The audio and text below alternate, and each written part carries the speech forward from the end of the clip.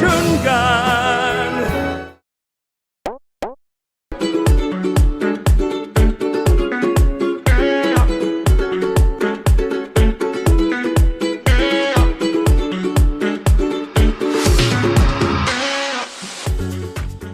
네, 안녕하세요. 교육방송의 최평순 PD라고 합니다. 환경 생태 프로그램을 전문으로 제작하고 있습니다. 인류새는 한국에서 다소 생소한 개념인데 어떻게 처음 이 개념을 접하시게 되었나요? 2016년경에 그 해외 웹사이트에서 어떤 한 과학 영화제에서 인류새란 주제로 영화제를 아예 하더라고요. 그래서 그때 약간 느낌이 왔어요. 아, 이 단어가 정말 중요한 단어구나. 그래서 저는 사실 환경 다큐멘터리를 제작하는 사람으로서 좀 이렇게 새롭게 환경 콘텐츠를 제작하고 싶은 욕구가 있었는데 이 과학적인 이 인류새라는 개념이 있으면은 환경 문제를 되게 스토리텔링을 잘 할 수 있겠다.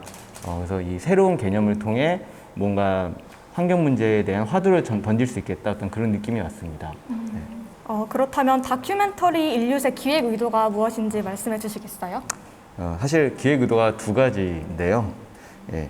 첫 번째적으로 좀 대외적인 기획 의도를 먼저 말씀드리자면은 어떤 소행성 충돌에 비견될 정도로 커져버린 인류의 활동이 가지는 의미와 그 위험성을 경고하는 게 첫 번째 목표였어요. 사실 지질 시대는 인류새는 지질 시대 개념이잖아요. 근데 지질 시대는 뭐 소행성 충돌이나 뭐 화산 폭발, 뭐 빙하기 도래 같은 엄청난 힘이 있을 때 이제 지질 시대가 바뀌는 건데. 이제 인간의 활동이 그 정도다. 소행성 충돌에 비견될 정도라는 게 전 너무 개인적으로 충격이었거든요. 그래서 제가 느낀 그 충격을 시청자분들과 공유하고 싶었던 게 첫 번째 기획 의도입니다. 예, 두 번째로는 사실 인류새가 이제 영어로는 엔트로포센이라고 하는데 해외에서는 굉장히 유명한 개념이었어요. 해외 과학자분들이랑 예술가분들은 당연히 알고 있고 환경운동 하시는 분들도 이제 이 엔트로포센, 인류새라는 단어를 다 알고 있고 사회적으로도 많이 알려진 외국에서는 되게 중요하게 다뤄지고 있는 개념이었는데 우리나라에서는 해외에 비해서 굉장히 인지도가 전무한 뭐 이렇게 몇몇 분들만 알고 계신 단어였어요. 그래서 이 해외에 많이 알려진 정말 중요한 가치를 가지고 있는 이 단어를 국내에 잘 소개를 하자. 그것만으로도 어떤 다큐멘터리의 가치는 있을 거다라는 판단이 있어서 이 인류새가 가지는 중요성을 한국에 잘 소개하는 게 두 번째 목표였습니다. 인류새 다큐멘터리 연출을 위해서 10개국을 취재하셨다고 들었는데 가장 큰 경각심을 불러일으킨 촬영 장면은 무엇이었나요? 예, 하와이에서 이루어진 촬영이었는데요. 그 플라스틱 글로머레이트라고 해서 뭐 쉽게 우리나라 말로 풀면은 플라스틱 암석이라고 할 수 있어요. 그것을 직접 찾았습니다. 사실 인류새의 어떤 물리적 증거로 항상 지목이 되던 게 플라스틱 글로머레이트, 플라스틱 암석이었거든요. 뭐 스브스 뉴스의 뉴락이라는 뭐 이런 이름으로 국내에서도 언론이 다룬 적도 있는데 이제 인류새 방송이 나가기 전에 다룬 건 아니었고, 예. 그래서 이 플라스틱 글로머레이트이 그 플라스틱 암석, 그러니까 우리가 이제 플라스틱을 만들다 못해서 이 플라스틱을 암석화 시킨다는 게 그 어떤 굉장히 상징적인 거라고 생각을 했어요. 근데 저도 이제 처음에 인류새라는 프로그램을 기획하면서 그 인터넷으로만 보고 사진으로만 봤었는데 제가 직접 하와이에 갔을 때 그 플라스틱 글로머레이트, 플라스틱 암석을 찾을 수 있을까 굉장히 궁금했어요. 그래서 거기에 이제 해변을 청소하는 자원봉사자분들이랑 같이 대동한 과학자분이랑 플라스틱 글로머레이트를 찾아보자라고 했는데 너무 금방 찾은 거예요. 근데 생각해보니까 그 해변에 도착했을 때 태평양에서 우리나라에서 온 쓰레기도 물론 있고요. 해양 쓰레기가 엄청 많았거든요. 근데 이제 하와이가 활화산이잖아요. 그러니까 화산이 살아있잖아요. 그러니까 용암이 분출해서 이제 해변가로 내려오면은 거기에 해변에 있는 수많은 쓰레기랑 당연히 엉겨붙게 돼 있고 그게 식으면은 이제 플라스틱 암석이 되는 거예요. 그래서 이제 그런 암석이 꽤 흔하게 많더라고요. 그래서 거기서 한번 띵 하는 순간이 왔죠. 아, 정말 이게 현실이구나 라는 걸 느꼈고 또 재밌는 게 그 하와이에 있는 그 암석을 저희가 찾은 거 말고 저희 몇 년 전에 찾은 게 그 네덜란드로 수입이 돼서 네덜란드의 한 과학박물관에 전시가 돼 있어요. 지구의 지질 시대를 보여주는 암석들 사이에 그 인류새의 암석이라고 해서 플라스틱 글로머레이트, 플라스틱 암석이 같이 전시가 돼 있습니다. 한 20억 년, 30억 년 전 다른 시대의 암석이랑 동등하게 바로 옆에 2010년대 발견으로 발견지 하와이, 이제 시대는 인류새. 이제 그 하와이에서 발견한 그 암석이 이제 네덜란드 과학박물관에 우리 시대를 대표하는 화석으로 전시돼 있는 거에서 사실은 예, 큰 충격을 받았죠. 그렇다면 촬영할 때 예측하지 못한 변수로 인해서 어려움을 겪은 적이 많으실 것 같아요. 혹시 촬영할 때 가장 어려웠던 순간은 무엇이었나요? 항상 이 많은 분들이 이렇게 제작진이 고생하는 그런 이야기를 좋아하셔가지고 그런 이야기를 저도 해드려야 될 것 같은데 지진이 나가지고 큰 화재가 난 적이 있어요. 그래서 저희가 인도네시아의 이제 붕인섬이라는 데에서 인류세 3부 이제 안드레의 바다라는 편을 이제 촬영할 때였는데 한 3주 정도 인도네시아에 묵을 예정이었거든요. 근데 인도네시아가 지진이 원래 굉장히 많은 곳이에요. 불의 고리라는 곳에 위치해 있어가지고.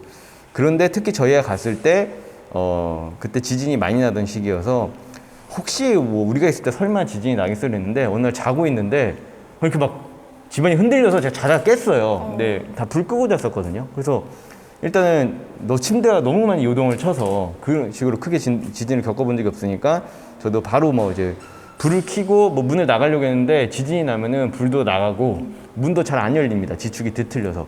그래서 밖에 사람들은 울고 있고 그래서 간신히 나갔는데 뭐 저의 안전은 뭐 이렇게 어떻게 그래서 건사했는데 저희 촬영지인 붕인섬에 큰 규모의 불이 나 있는 거예요. 저 건너편에 있는 불이 난 게 보이는 거예요. 그래서 일단 저 불이 꺼져야 되는데, 예. 근데 저는 이제 그 바다 건너여가지고 제가 할 수는 없었고, 일단 거기가 그 인구 밀도가 되게 높은 섬이어가지고 저희가 거기를 촬영지로 선택한 곳이었거든요. 그러니까 집이 되게 다닥다닥 붙어 있는데 거기 불이 났다고 생각하니까 너무 진짜 이게 시급하는 거죠. 정말 등에 막 식은땀이 흐르고. 그래서 한 2-3시간 동안 진짜 어떻게 될지 몰랐는데 뭐 이제 소방차도 뭐 한참 늦게 오고 한 2시간 지나서 오더라고요. 근데 이제 마을 사람들이 그 바닷가 마을 사람들이 이제 힘을 합쳐서 바닷물로 간신히 그 불을 꺼서 다행이긴 했는데 어쨌든 그 분위기가 말이 아니죠. 그 분들은 이제 화재로 인한 어떤 이재민이 되신 거죠. 그래서 다 그 붕인섬 전체 섬의 한 10%, 20% 정도, 20% 정도가 화재 피해를 입어가지고 다들 바다에 나가서 수상 생활을 하시더라고요.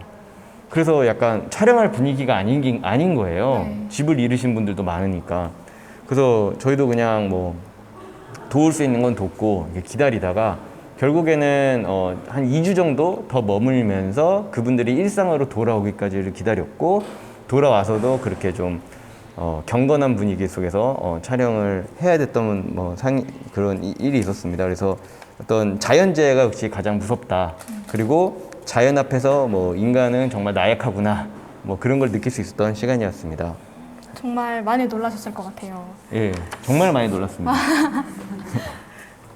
이와 반대로 카메라에 원하는 장면을 담아낼 수 있을까 반신반의했지만 걱정과 달리 촬영이 수월했던 경우도 있었을까요? 예, 미세먼지 촬영을 하러 인도에 갔었는데요. 사실 우리나라가 미세먼지가 세계적으로 굉장히 안 좋은 나라예요. 근데 우리나라보다 더 심한 곳을 2곳 정도 전 세계적으로 꼽는다면 많이 꼽히는 데가 북경, 중국 베이징이랑 인도 델리입니다. 특히 인도 델리 같은 경우에는 하룻밤에 불꽃놀이 축제로 다음날 엄청 미세먼지가 자욱해진다고 해서 그 제보를 듣고 진짜 그런가 하고 갔어요. 근데 진짜 그럴까? 그리고 의심이 들잖아요. 특히 내가 이렇게 지금 카메라가 저를 찍고 있는데 이 카메라를 내가 갖다 댔을 때 그 상황이 벌어져야 되는데 진짜 그럴까 하고 이제 서아시아까지 갔는데 제가 이제 휴대폰에서 여기에 이제 에어 비주얼이라는 앱이 있어요. 그 에어 비주얼이라는 앱으로 AQI 지수로 이제 미세먼지 정도를 파악하는데 델리에 도착했을 때 한 200 정도였어요. AQI 지수가. 근데 우리나라 같은 경우에는 미세먼지 경보가 발령됐을 때 한 150에서 200 사이거든요. 우리나라에서 되게 안 좋을 때가 200 미만이에요, 보통. 근데 인도는 도착했을 때 200이었는데 그날 밤에 불꽃놀이를 성대하게 하고 나니까 다음날 되니까 2000인 거예요. 근데 2000이 이 에어 비주얼 앱에서 제공할 수 있는 최대의 AQI 지수였어요. 그러니까 실제로 2000인지 3000인지 모를 정도인 거죠.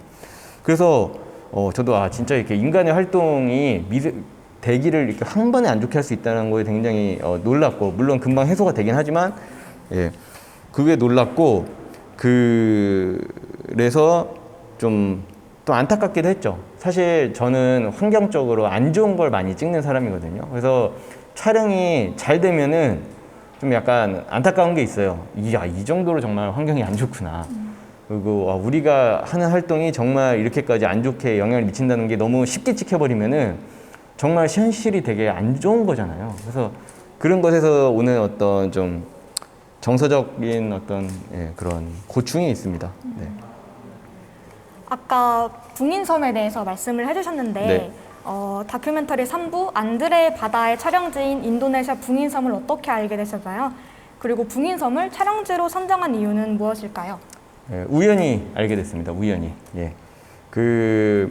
우연히 어느 날 이렇게 퇴근을 하면서 이렇게 그냥 휴대폰으로 이렇게 SNS를 보다가 어떤 한 환경단체가 보내준 그런 월간 소식지 같은 것을 보고 있었는데 사진 한 장이 눈에 딱 들어오는데 그 사진이 너무 희한한 거예요. 자료화면이 삽입되면 좋을 것 같은데 그 붕인섬을 구글맵에서 보여준 사진인데 바다 한가운데 섬이 있는데 집이랑 길만 있는 거예요.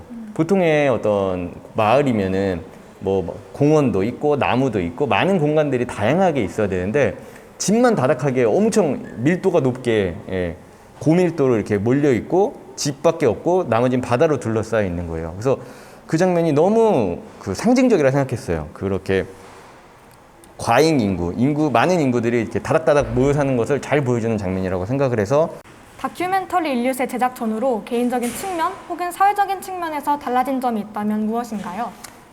일단 사회적인 측면에서 인류세라는 단어의 인지도는 많이 올라간 것 같아요. 물론 많은 분들이 EBS 다큐멘터리를 보시지는 않지만 그럼에도 불구하고 이 방송 전에는 인류세를 다루는 방송이 없었기 때문인지는 모르겠지만 어쨌든 인류세 방송을 기점으로 단어의 인지도가 많이 올라갔고 또 특히 그 이후에 이제 코로나19가 터지고 장기화되면서 많은 시청자분들, 일반 분들의 그 환경에 대한 관심이 전반적으로 되게 늘었어요.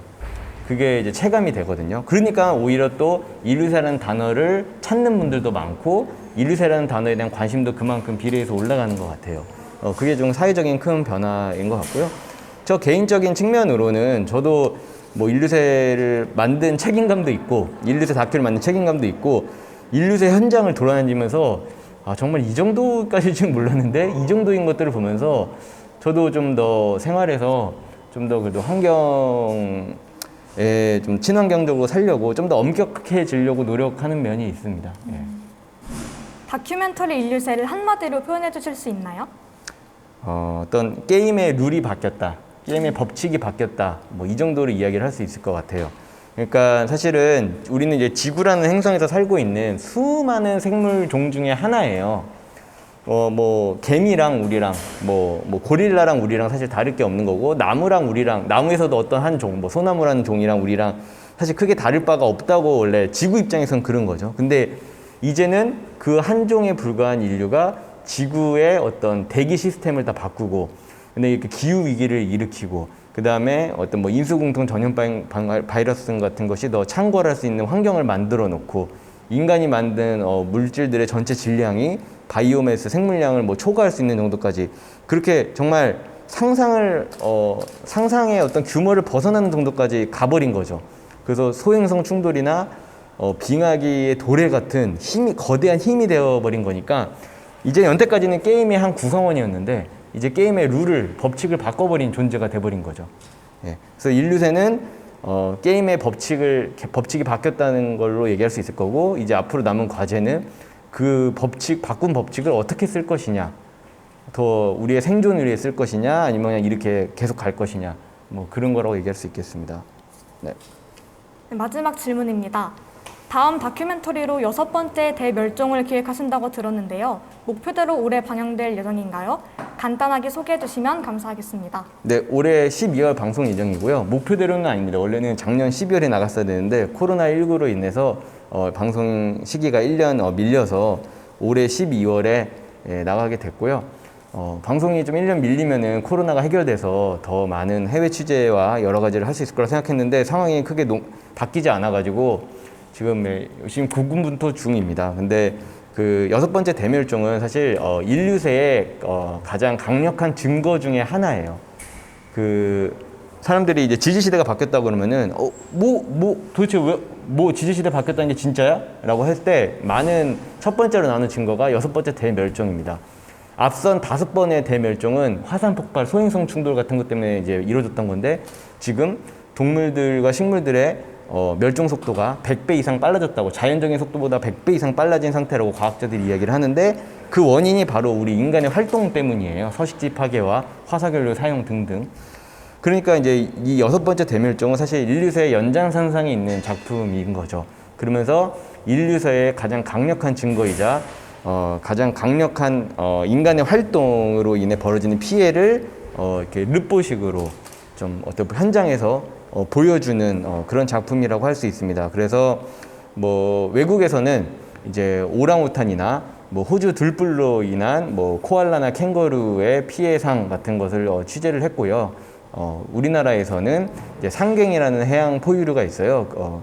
그 친구들이 지금도 죽고 있어요, 어디선가. 그런 모습이라든가 아니면은 이제 건물마다 유리창들이 있잖아요. 그 유리창에 새들이 정말 많이 부딪혀 죽습니다.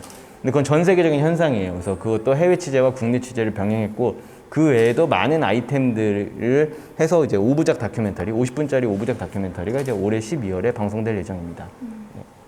지금까지의 멸종이 외부 요인이었다면 지금은 인간이 이제 요인이 되는 거잖아요. 그러한 점에서 이제 한 인간으로서 책임감을 많이 느끼게 되는 것 같습니다. 바쁘신 와중에도 시간 내서 인터뷰 응해주셔서 정말 감사합니다. 네, 저도 감사합니다. 앞으로 환경을 위한 최평신 PD님의 작품을 많이 기대하도록 하겠습니다. 고맙습니다. 어디로 보고 가는 거야? 여기 보고 가는 거야? 예.